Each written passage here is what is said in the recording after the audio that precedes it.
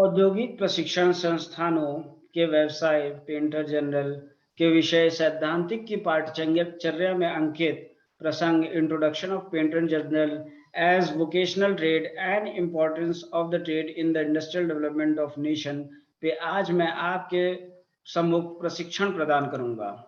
आइए प्रेजेंटेशन के माध्यम से इस टॉपिक को और अच्छी तरीके से समझने का प्रयास करते हैं। सर्वप्रथम जानते हैं कि वोकेशनल ट्रेनिंग यानी व्यावसायिक प्रशिक्षण क्या है।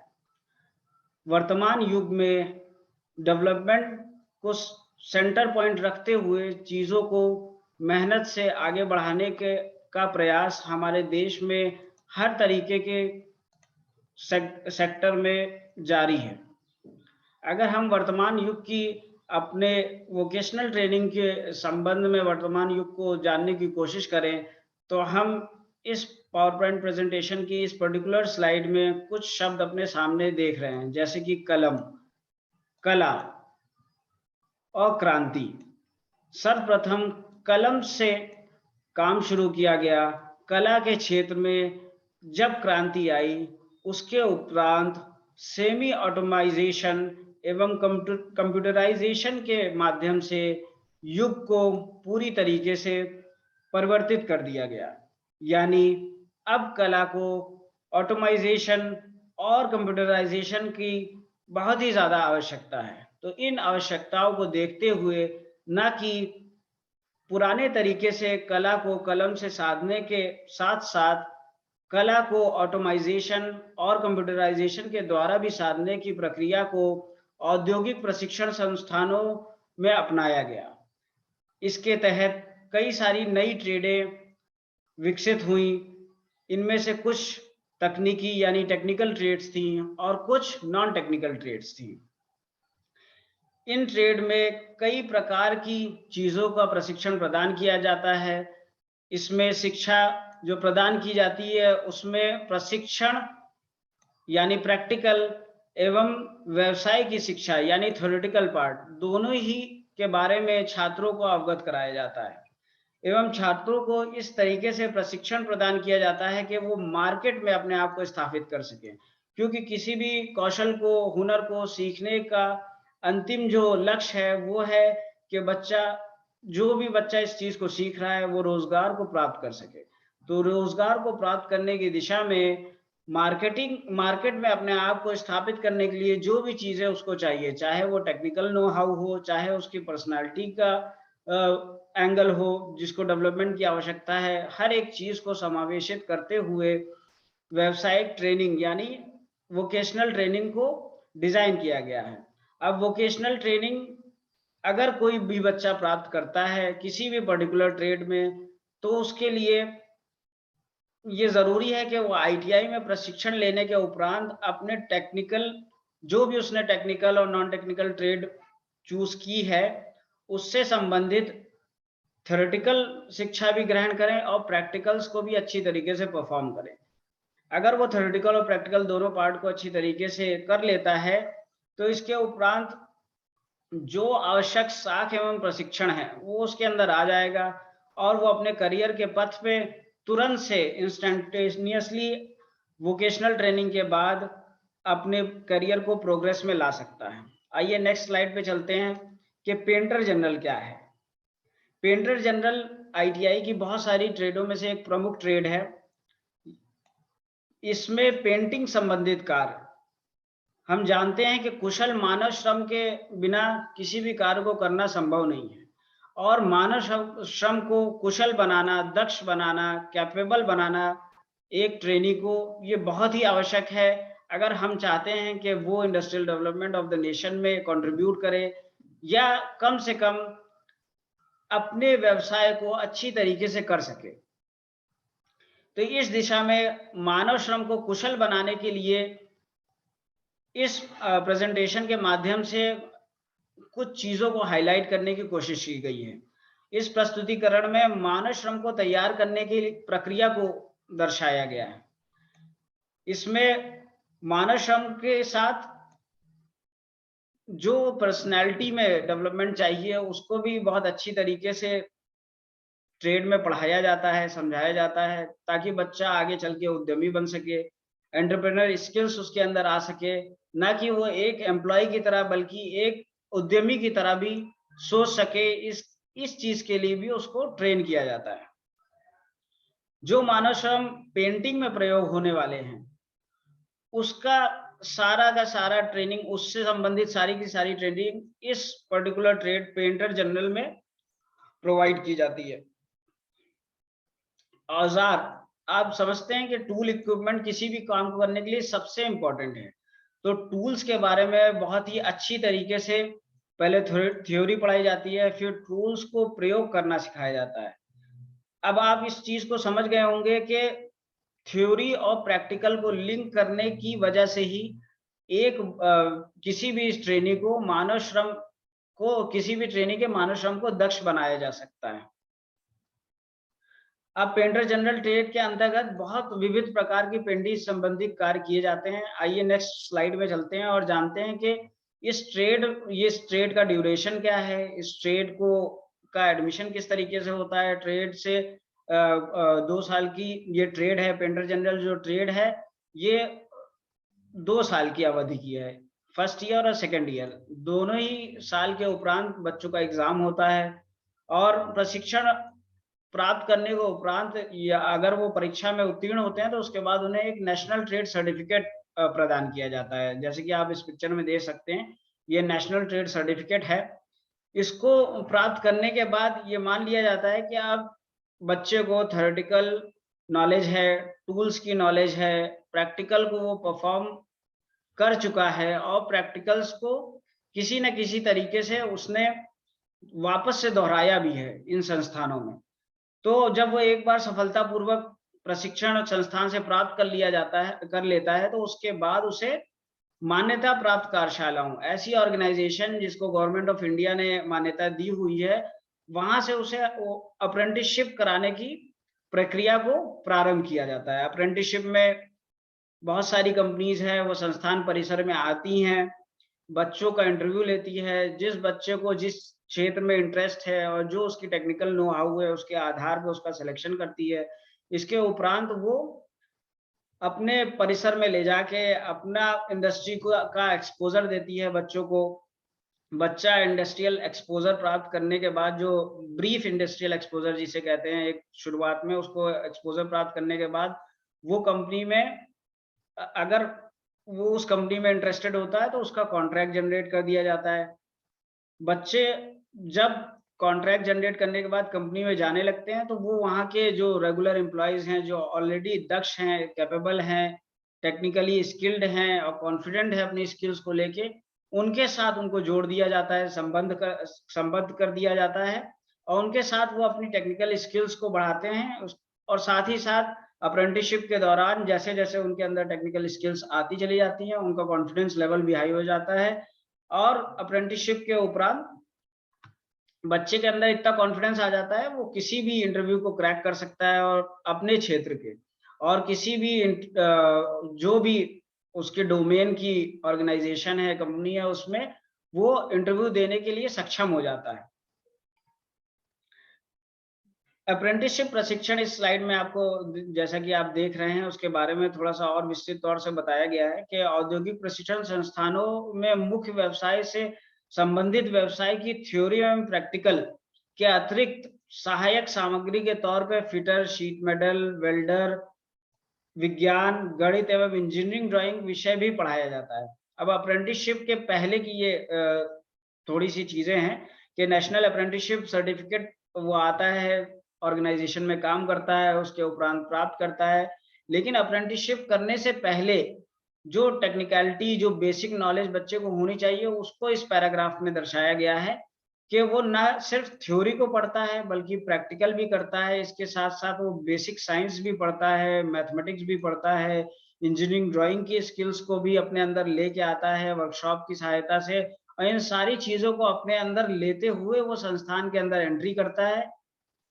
व्यवसाय व्यवसाय संबंधित संस्थान के अंदर एंट्री करता है और वहाँ पे पर्टिकुलर जो भी उसको जैसे कि अप्रेंटिसशिप में कोई मशीन का ऑपरेटर बनाया जा रहा है, कहीं पे किसी को किसी पर्टिकुलर स्किल्स को समझाया जा रहा है, कंप्यूटर स्किल्स को समझाया जा रहा है। उस स्किल्स को उस पर्टिकुलर डोमेन के दक्ष जो कैपेबल एम्प्लॉयी है उसके साथ रह के वो सीखता है और अपने अंदर कॉन्फिडेंस लेके आता है।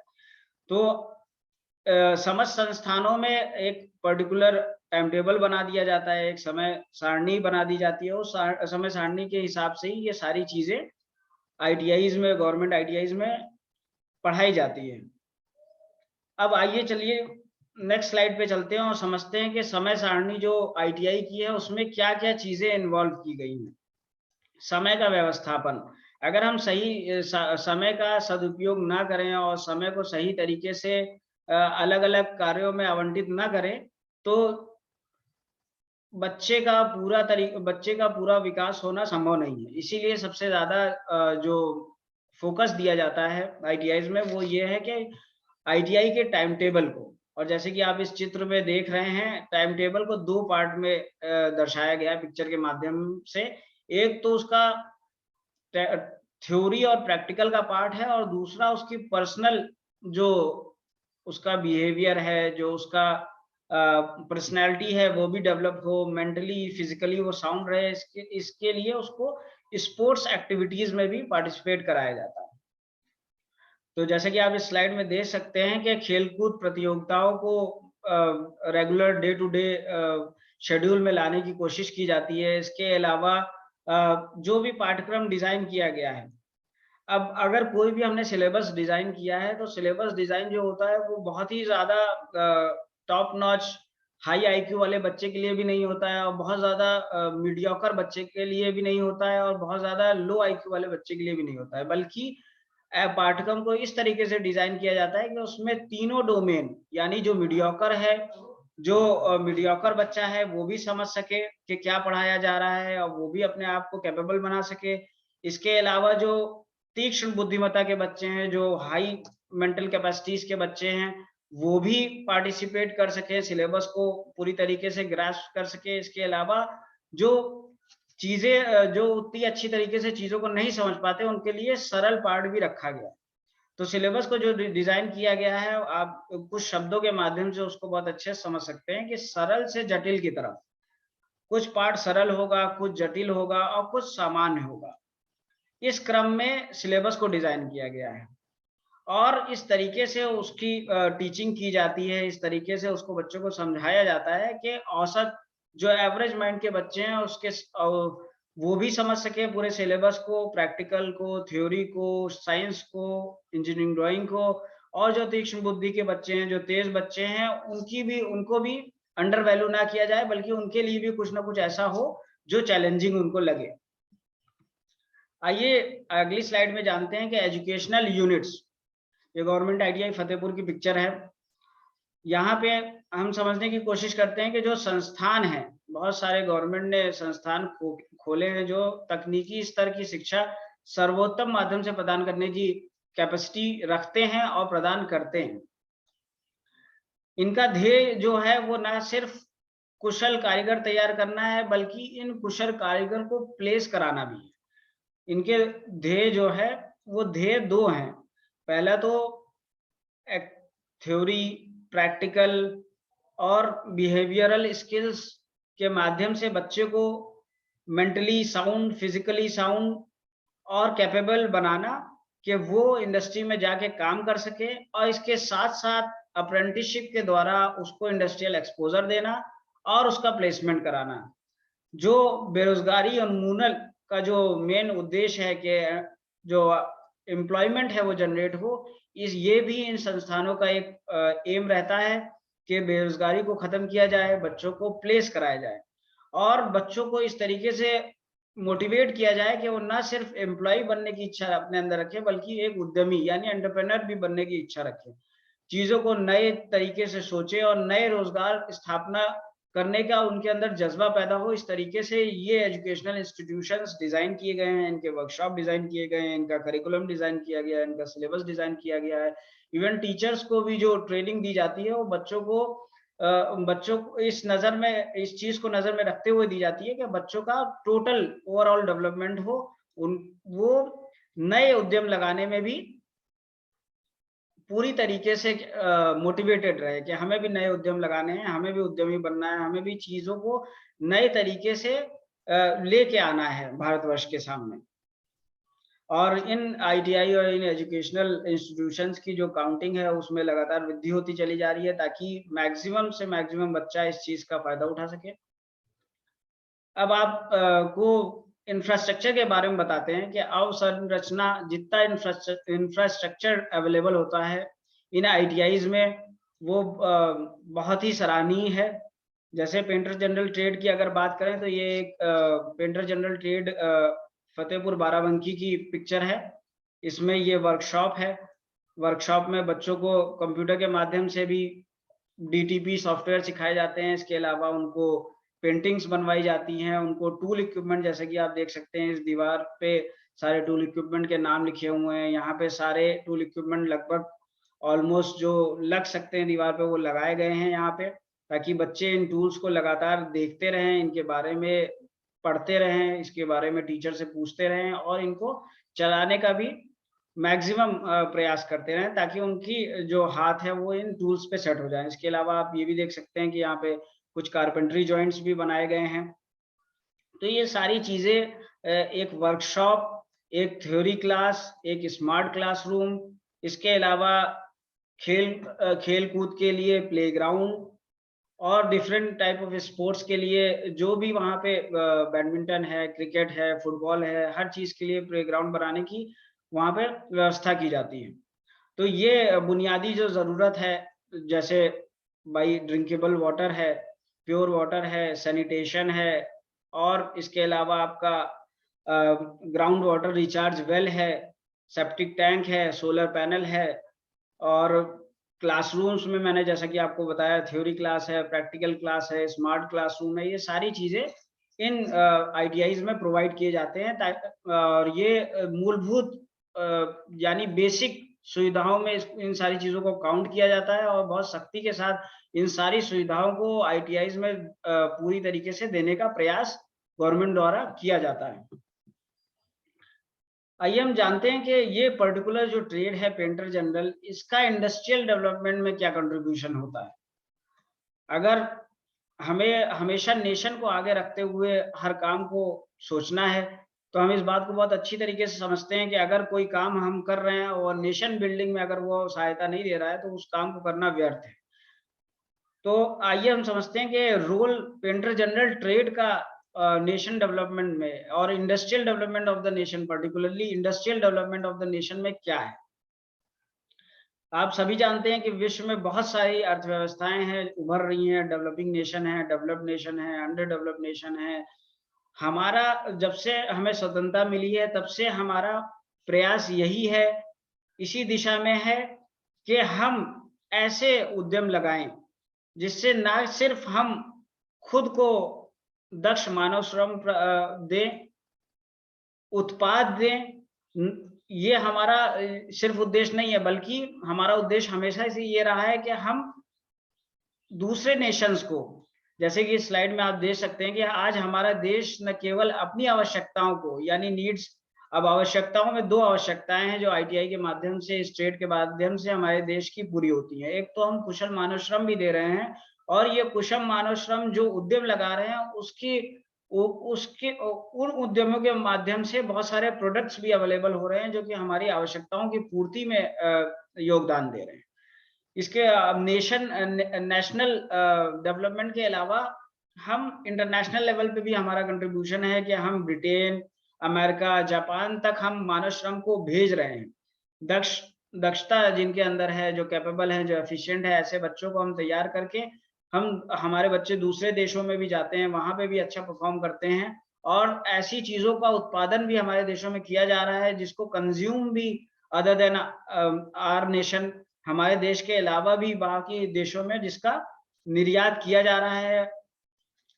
जैसे आप यहाँ पढ़ सकते हैं कि विभिन्न वस्तुओं का निर्यात भी कर रहा है हमारा देश। तो ये सारी चीज़ें औद्योगिक क्रांति की वजह से ही पॉसिबल हो पाई और औद्योगिक विकास में आईटीआईज़ का बहुत ही महत्वपूर्ण योगदान है। आइए देखते हैं कि नेक्स्ट स्लाइड जो है efficiency level in the lieu of trade, यानी ट्रेड के आलोक में दक्षता का स्तर। अगर हम इस बात को समझने की कोशिश करें कि अगर हम कोई काम कर रहे हैं लेकिन समय पे उसे पूरा नहीं कर पा रहे हैं, एक सिंपल सा एग्जांपल से समझने की कोशिश करते हैं। अगर हम कोई भी काम कर रहे हैं और वो डेडलाइन के पार चला गया, या एक पर्टिकुलर हमने क्वालिटी का लेवल निश्चित कर रखा है, उस क्वालिटी से नीचे हमारा उत्पाद रहा, तो दोनों ही कंडीशन में हमारा जो प्रोडक्ट है, वो हमारा जो ऑर्गेनाइजेशन है, हमारा जो औद्योगिक इकाई है, वो फेल कर जाएगी। तो हम इस चीज को पहले से ट्रेड में बच्चों के अंदर इस चीज को डालते हैं कि बच्चे एफिशिएंसी को समझे, क्वालिटी को समझे, स्पीड को समझे और कॉस्ट के फैक्टर को भी समझ पाए। अगर इन चारों चीजों को वो उनको नहीं समझाया जाएगा, तो वो एक उद्यमी बनने में उनको बहुत सारी कठिनाइयां सामने आएंगी। अगर चीजें एफिशिएंट नहीं है, अगर आपने ऐसा सेटअप नहीं लगाया है कि वो समयबद्धता के साथ एक पर्टिकुलर क्वालिटी का जो लेवल आपने सेलेक्ट किया है, उस क्वालिटी को चीज को समयबद्धता के साथ स्पीड में विद इन द कॉस्ट, यानी जो आपने एमआरपी डिसाइड किया है, जो आपने प्रोडक्शन कॉस्ट डिसाइड किया है, उस कॉस्ट में ही अगर हम उस टारगेट को पूरा नहीं कर पा रहे हैं, तो वो चीजें हमारे लिए व्यर्थ हैं। तो इसीलिए इस स्लाइड को पर्टिकुलरली इस प्रेजेंटेशन में रखा गया है कि विषयों को योजना निश्चित उद्देश्यों के साथ, यानी उनको ध्यान में रखते हुए उद्देश्य की पूर्ति की जा सकती है। उद्देश्य की पूर्ति जटिल हो जाएगी अगर हम उसके लिए प्रॉपर प्लानिंग ना करें। तो अगर हम जटिल प्रक्रिया को सरल बनाना चाहते हैं, तो मानव श्रम में दक्षता, यानी हमें एफिशिएंट वर्कर्स भी बनाने पड़ेंगे। अब एफिशिएंट वर्कर बनाने के लिए हम बच्चों को क्या है कि प्रैक्टिकल एक्सपोजर जो दे रहे हैं, उसमें उनकी टाइमिंग को भी लेके हमें बहुत ज्यादा सेंसिटिव होना पड़ता है कि बच्चे चीजों को सही तरीके से, एक्सीडेंट्स को, जो प्रोन एरियाज हैं जहाँ पे एक्सीडेंट्स हो सकते हैं, बिना एक्सीडेंट के चपेट में आए हुए, बिना अपने आप को नुकसान पहुंचाए हुए, समयबद्धता के साथ क्वालिटी वाला प्रोडक्ट किस तरीके से वो बना सकते हैं, इस चीज के बारे में भी हमें उन्हें जागरूक करना होता है। अब आप बहुत बेसिक चीज आपसे अब इस स्लाइड में डिस्कस की जाएगी कि यदि किसी चीज को डायरेक्ट किया जा रहा है, तो उसमें उतनी रुचि नहीं पैदा होगी। यदि आप कहीं घूमने जा रहे हैं, या कोई काम करने जा रहे हैं, या कोई प्रोडक्ट बनाने जा रहे हैं, तो सर्वप्रथम अगर आप उसको पढ़ेंगे, तब आपके अंदर एक लेवल ऑफ इंटरेस्ट पैदा होगा। पढ़ने के अलावा उसमें प्रयोग होने वाले विविध औजारों एवं उपकरणों को प्रयोग करेंगे, फिर उस प्रक्रिया को खुद से दोहराएंगे। अगर ये तीनों स्टेप से कोई होके गुजर रहा है, तो उसका उत्साहवर्धन, वो सेल्फ मोटिवेटेड हो जाएगा। अगर वो इन तीनों में से कोई भी चरण छोड़ रहा है, अगर वो चीजों को डायरेक्ट करने की कोशिश कर रहा है, तो वो चीजों में उतना ज्यादा दक्षता का स्तर नहीं ला सकता, क्वालिटी मेंटेन नहीं कर सकता। इसीलिए कोर्स को इस तरीके से डिजाइन किया जाता है कि एफिशिएंसी लेवल जो है वो हाई रहे। एफिशिएंसी लेवल को हाई रखने के लिए सबसे पहले थ्योरेटिकल एक्सपोजर दिया जाता है। इसके बाद औजारों के बारे में, टूल इक्विपमेंट्स के बारे में बताया जाता है, टूल इक्विपमेंट्स के मेंटेनेंस और सेफ्टी के बारे में बताया जाता है, फिर टूल इक्विपमेंट्स को यूज करना सिखाया जाता है, फिर टूल इक्विपमेंट की सहायता से जो प्रैक्टिकल परफॉर्म किया जाने वाला है, उसकी प्रक्रिया को लिखाया जाता है, फिर उस प्रक्रिया को प्रैक्टिकली, यानी वहां पे भौतिक रूप से करके दिखाया जाता है, और फिर बच्चों से करवाया जाता है। तो इन सारी स्टेप से गुजरने के बाद दक्षता का जो स्तर है, उसमें ऑटोमेटिक वृद्धि हो जाती है, और बच्चा पाठ्यक्रम में भी रुचि लेता है, और अपने अंतिम उद्देश्य जो उसका ध्येय है, उसमें भी वो रुचि लेने लगता है। आइए जानते हैं कि पेंटर जनरल ट्रेड को में आप कौन कौन से कौशल सीखते हैं। बच्चे जो हैं वो पेंटर जनरल ट्रेड में किन किन चीजों को सीखते हैं। जैसे कि आप इस पिक्चर में देख सकते हैं, ये स्क्रीन प्रिंटिंग है। एक फ्रेम होता है, उसमें स्क्वीजी होती है, उसमें पेंट होता है, इसमें बहुत माइक्रोन, स्मॉल माइक्रोन का एक फैब्रिक यूज किया जाता है, जिसके आर पार इस पेंट को स्क्वीज करके निकाला जाता है, और इस पे एक पैटर्न फोटो पेपर के माध्यम से केमिकल लगा के बनाया जाता है। उसी पैटर्न को नीचे छापने के लिए इस पूरी प्रणाली का प्रयोग किया जाता है। तो स्क्रीन प्रिंटिंग एक चीज़ है जो पेंटर जनरल ट्रेड में सिखाई जाती है। अब इसमें एक लाइन यहाँ पे इस पे ध्यान आप दीजिए कि पारंपरिक एवं आधुनिक, यानी जो ट्रेडिशनल तरीके हैं जिससे हम हमेशा से पेंटिंग का काम करते आए हैं, और जो लेटेस्ट न्यू टेक्नोलॉजीज़ हैं, उन दोनों को ट्रेनिंग में समावेशित किया गया है। दोनों पहलुओं को देखा गया है, दोनों पहलुओं को इंट्रोड्यूस किया गया है, और पारंपरिक तरीकों से बच्चों को हाथ के द्वारा राइटिंग और चीज़ें भी सिखाई जाती हैं, और आधुनिक तरीके से जैसे कि स्क्रीन प्रिंटिंग है और इसके अलावा विभिन्न सॉफ्टवेयर हैं, उनके द्वारा भी बच्चों को चीज़ें सिखाई जाती हैं। आइए नेक्स्ट स्लाइड में जानते हैं। इसमें जो कीवर्ड्स हैं उनको मैं हाइलाइट करता हूँ, उनको देखिए कि विभिन्न प्रकार के औजारों एवं रंगों की पहचान करना, कि जो औजार हैं, जो कागज़ हैं और जो रंग है, उनको बच्चे समझ पाएँ कि कागज़ की थिकनेस क्या होनी चाहिए, डिफरेंट साइज़ेज़ के पेपर कौन-कौन से आते हैं, अलग-अलग अगर उद्देश्य के लिए कागज़ कौन-कौन से प्रयोग में लाने चाहिए, कलरों का को आपस में कैसे मिक्सिंग की जा सकती है, कलर आइडेंटिफिकेशन सिखाया जाता है, कलर को पहचानना सिखाया जाता है। इसके अलावा रंगों के माध्यम से विभिन्न अक्षरों को सुंदरता पूर्वक लिखना सिखाया जाता है। जैसे कि आप इस पेंटिंग में देख सकते हैं, ये हैंड राइटिंग कर रहा है, यहाँ पे भी हैंड राइटिंग करवाई जा रही है। तो ये सारी चीज़ों को, विभिन्न अक्षरों को लिखना भी सिखाया जाता है। इसके अलावा इंजीनियरिंग जो डिज़ाइन सॉफ्टवेयर है, जो कि आपने लास्ट स्लाइड में देखा यहाँ पे, ये जो सॉफ्टवेयर है, सारे सॉफ्टवेयर के आइकन्स बने हुए हैं। इनमें जो मेन सॉफ्टवेयर है वो कोरल ड्रॉ है, पेज मेकर है, फ़ोटोशॉप है, ये मेन सॉफ्टवेयर हैं। इन सॉफ्टवेयर के द्वारा डिज़ाइनिंग भी सिखाई जाती है। जैसे कि इसमें देखिए लिखा हुआ है डीटीपी सॉफ्टवेयर, डेस्कटॉप प्रिंटिंग के जो सॉफ्टवेयर हैं उन सबको प्रयोग में लाकर साइन बोर्ड बनाना, नेम प्लेट बनाना, बैकग्राउंड पेंटिंग करना, स्क्रीन प्रिंटिंग के लिए जो मेन फोटो पेपर है उसको प्रिंट करना, फ्लेक्स प्रिंटिंग करना, इन सारे सॉफ्टवेयर के द्वारा बच्चों को निर्माण करना सिखाया जाता है। रेडियम विनाइल, थर्माकोल एवं लकड़ी पे क्राफ्ट वर्क करना, क्राफ्ट वर्क भी सिखाया जाता है कि और इसके अलावा लकड़ी के जो कारपेंटरी जॉइंट होते हैं, जो लकड़ी को यूज़ करके जॉइंट्स बनाए जाते हैं, जो फर्नीचर में, अलमीरा में, चौखटों में प्रयोग में आते हैं, उन सारे जॉइंट्स के बारे में भी प्रशिक्षण प्रदान किया जाता है।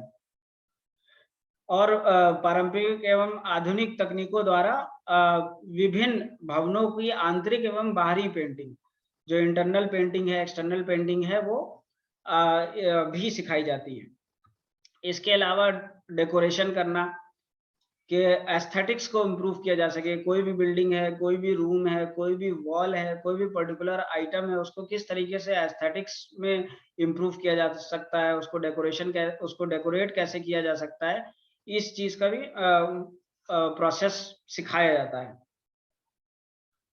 मेटल सरफेस हैं, कुर्सी है, मेज़ है, और कार्स हैं, और जो भी मेटालिक चीज़ें हैं, उन सब की सफाई, रख-रखाव, पेंटिंग इस ट्रेड में सिखाई जाती हैं। इंडस्ट्री में होने वाले विभिन्न स्प्रे पेंटिंग जो न्यूमेटिक पेंटिंग और के द्वारा की जाती है, वो भी संस्थान में पेंटर जनरल ट्रेड में सिखाई जाती है। पेंट मिक्सिंग मशीन में किस तरीके से पेंट को मिक्स किया जाता है, उसका थ्योरेटिकल कॉन्सेप्ट बताया जाता है। स्प्रे पेंटिंग को भी करना सिखाया जाता है। इसके अलावा जो घरेलू उपकरण हैं, कृषि उपकरण हैं, मशीनें हैं, ऑटोमोबाइल की बॉडी है, उन सबको किस तरीके से पेंट करना है, कैसे उनका रख-रखाव करना है, ये सब पेंटर जनरल ट्रेड में सिखाया जाता है। अब यहाँ पे आप कुछ पिक्चर्स देख सकते होंगे कि अब ये मॉडर्न फर्नीचर है। पहले जो फर्नीचर्स आते थे उस पे सिर्फ वार्निश पॉलिश होता था। अब फर्नीचर बहुत आधुनिक फर्नीचर मार्केट में आ गए हैं। तो इन सब पे पेंटिंग किस तरीके से करनी है, और धातु की जो बनी हुई मशीनें हैं, उनका रख-रखाव कैसे करना है, उनका इंडस्ट्रियल पेंटिंग कैसे करनी है, इंडस्ट्रियल स्ट्रक्चर की पेंटिंग कैसे करनी है, जो हाई राइज़ इंडस्ट्रियल स्ट्रक्चर्स होते हैं, जो आईएसएमसी और आईएसएमबी आयरन के सेक्शंस से बनाए जाते हैं, उन सेक्शंस से बने हुए धातु के स्ट्रक्चर्स को कैसे रख-रखाव करना है, इसका भी इसके बारे में भी बच्चों को सिखाया जाता है।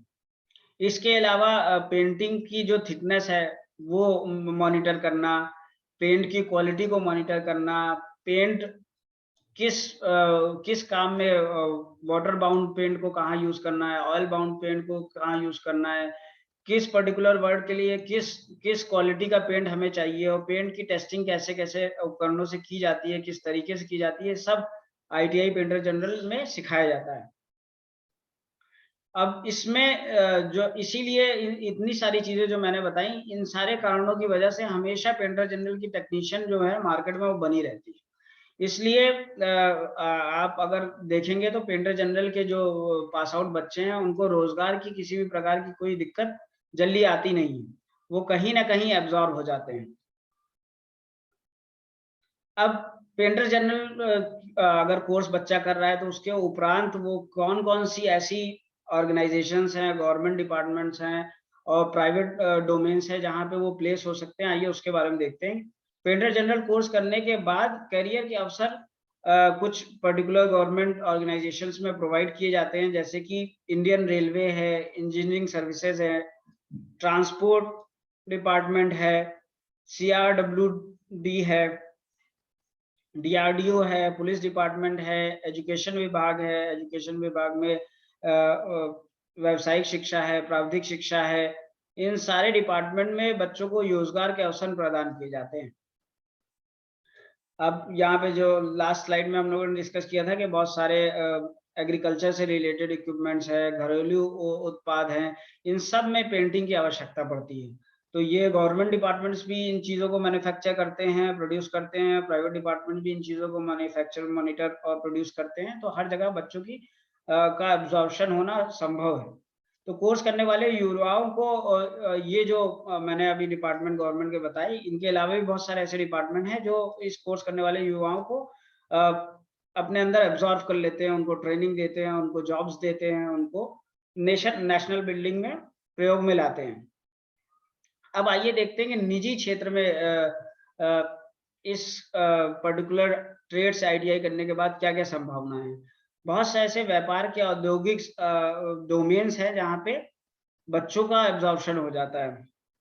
ऐसी सैकड़ों कंपनियाँ अगर हम आस-पास ध्यान दें तो ऑटोमोबाइल की कंपनी है, जो हो घर के अप्लायंसेज़ हैं, जैसे कि हमने प्रीवियस स्लाइड में देखा, कंप्यूटर है, एसी है, वॉशिंग मशीन है, फ्रिज है, फैन है, माइक्रोवेव ओवन है और इंडक्शन प्लेट्स हैं। इन सब पे किसी न किसी तरीके की पेंटिंग होती है, मशीनों द्वारा, सेमी ऑटोमैटिक मशीनों द्वारा, हाथ द्वारा। तो बच्चे इन सारे ही काम को कर सकते हैं। मशीनों इत्यादि द्वारा निर्माण करा जाता है। कृषि उपकरणों का भी, तो इन सारी जगह पेंटर जनरल के बच्चों का एब्ज़ॉर्प्शन पॉसिबल है। आइए अगर बच्चा इनमें से किसी भी डोमेन में जाना चाहता है, तो वो एक अपनी सीवी बना के इन कंपनियों में जाके डायरेक्ट इंटरव्यू दे के भी अपने आप को प्लेस करा सकता है। तो ऐसे विभिन्न डोमेन है जहाँ पे बच्चों को ईज़िली प्लेसमेंट मिल जाता है। इसके अलावा आईटीआई करने के बाद बच्चा खुद को स्वरोज़गार भी दे सकता है और खुद का रोज़गार भी स्थापित कर सकता है। खुद के रोज़गार में अगर बच्चे के पास स्किल्स उसने गैदर कर ली है, वो इतनी सारी जो मैंने आपको चीज़ें बताई, जैसे कोरल ड्रॉ है, पेज मेकर है, फ़ोटोशॉप है, इसके अलावा फ्लेक्स पेंटिंग है और इसके अलावा आपका स्क्रीन प्रिंटिंग है, कारपेंटरी जॉइंट है, मेटल की सरफेस को पेंट करना है और इसके अलावा उनका मेटल जो स्ट्रक्चरल स्टील की बिल्डिंग्स होती हैं, उनका रख-रखाव, उनकी पेंटिंग, अगर इन सारे कामों को सीख ले तो खुद को स्वरोज़गार भी बड़े आराम से कर सकता है। क्योंकि जिसके पास स्किल्स आ गई हैं, वो खुद भी अपने आप को स्थापित मार्केट में डायरेक्ट भी कर सकता है। तो बहुत सारे लकड़ी आदि पे क्राफ्ट वर्क होते हैं, आर्टिस्टिक वर्क होते हैं और बहुत से पेंटिंग संबंधित कार्य होते हैं, जैसे कि आप अ, बहुत सारे लोग कमर्शियली पेंटिंग को बना रहे हैं, पेंटिंग्स को डायरेक्टली बेच रहे हैं, लोग घरों में पेंटिंग्स को लगाना पसंद करते हैं। तो इस तरीके से आप अपने आप को सेल्फ एम्प्लॉय भी बना सकते हैं, पेंटिंग की वर्कशॉप भी खोल सकते हैं, पेंट के मटीरियल्स और उससे रिलेटेड मटेरियल्स को भी आप सेल करने के लिए सेल्स का आउटलेट खोल सकते हैं, फ्लेक्स प्रिंटिंग का आउटलेट खोल सकते हैं, कारपेंटरी वर्क का आउटलेट खोल सकते हैं।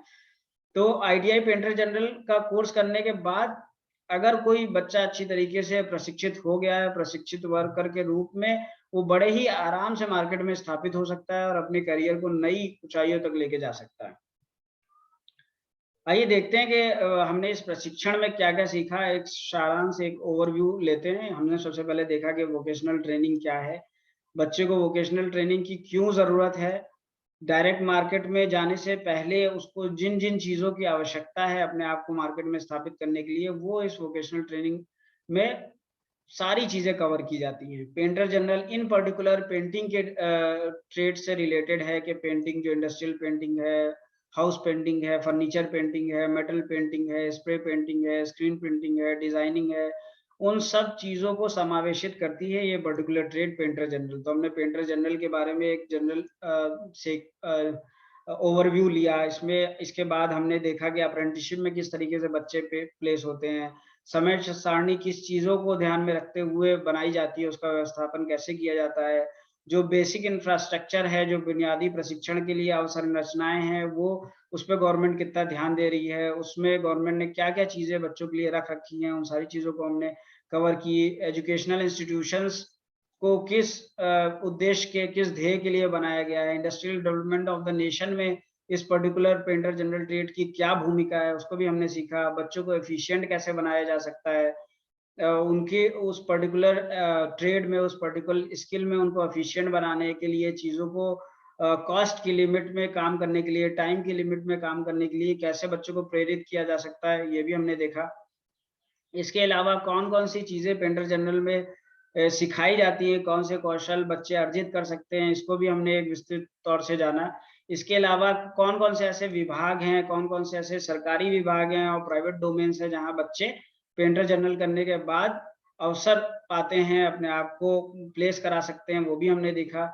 इसके अलावा हमने डोमेन्स के बारे में भी डिस्कशन किया कि प्राइवेट डोमेन्स कौन-कौन से हैं, जहाँ पे बच्चे अपने आप को एस्टैब्लिश कर सकते हैं as an employee as well as अपने आप को उद्यमी के तौर पे एंटरप्रेन्योरशिप स्किल्स के बाद एज़ अ एंटरप्रेन्योर भी अपने आप को एस्टैब्लिश कर सकते हैं। इसके उपरांत हमने देखा कि बच्चे अपने आप को सेल्फ एम्प्लॉय कैसे कर सकते हैं। मैंने ये जो प्रस्तुतिकरण बनाया है, जो पावर पॉइंट प्रेज़ेंटेशन बनाया है, इसमें पेंटर जनरल थ्योरी की मैंने बुक से बहुत सारा कंटेंट लिया जो NSQF 5 लेवल से कंप्लायंट है। इसके अलावा मनीष मरवा जी द्वारा लिखी हुई पेंटर जनरल थ्योरी की बुक से मैंने कंटेंट लिया। इसके अलावा मैंने निमी ऑनलाइन जो पोर्टल है, वहाँ से भी मैंने बहुत सारा कंटेंट लिया, विकिपीडिया से कंटेंट लिया, यूट्यूब से कंटेंट लिया और इस चीज़ को अच्छे से अच्छा बनाने का प्रयास किया है। आशा है इस पीपीटी के माध्यम से जो प्रशिक्षण आप लोगों को प्रदान किया गया है, वो आपके लिए भविष्य में लाभकारी सिद्ध होगा। धन्यवाद।